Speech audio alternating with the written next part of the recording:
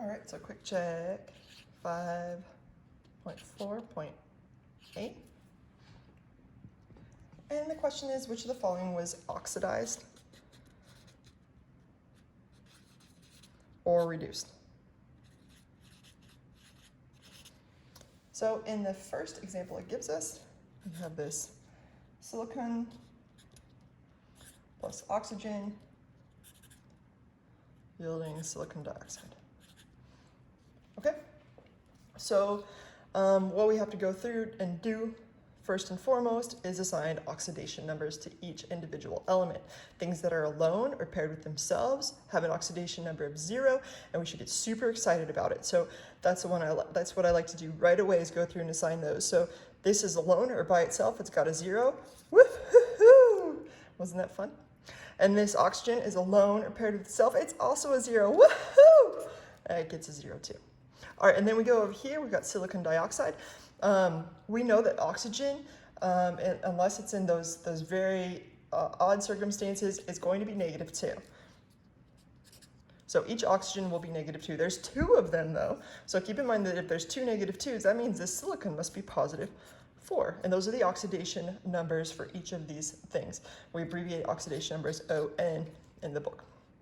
Okay, now you just see what happened to each one. Silicon looks like it went from 0 to +4, and oxygen went from 0 to -2. Which one went down? That would be oxygen. Oxygen, therefore, was reduced. Which one went up? Silicon. Silicon, therefore, was oxidized. So the question breaks it down. It says Si, and it asks what it was. That would be, obviously, oxidized. And then it gives you oxygen, and it says what happened to the oxygen. Oxygen was reduced. Okay, now on to the next reaction it gives you. And here we have magnesium plus elemental nitrogen yielding magnesium nitride. And we're seeing what's oxidized or reduced. Again, in this one, the first thing you want to do is write the oxidation numbers and do the things that are alone or paired with themselves. Here I got magnesium. Yeah, there's 3 of them. That doesn't matter. It's magnesium. It's alone or paired with itself. Woo! It gets a 0. Over here we got nitrogen. It's alone or paired with itself. It also gets a 0. Woo-hoo-hoo! All right, and then we go over here. Magnesium, it's in the second column. If you were to build this, we'd recognize this as a metal and a non-metal. This is an ionic compound. Oxidation numbers are the same as their ionic charge. So magnesium's got a 2+ ionic charge, and nitride has a 3- ionic charge. And you could figure that out also by looking at the periodic table, where nitrogen falls in the 3- column and magnesium's over here in the 2+. The difference between oxidation numbers and charges is that the sign actually moves over, though you'll rarely encounter people that care about that. And those end up being your signs. All right, now we see what was oxidized or reduced by simply seeing following what happened. Magnesium on the left was 0. On the right, it's +2. Looks to me like that was oxidized. And nitrogen went from 0 to -3. It went down. It was reduced. Make a better R there. All right, so the answer for, how did they break down magnesium, would be oxidized. And for nitrogen, would be reduced. Now we move on to the next question.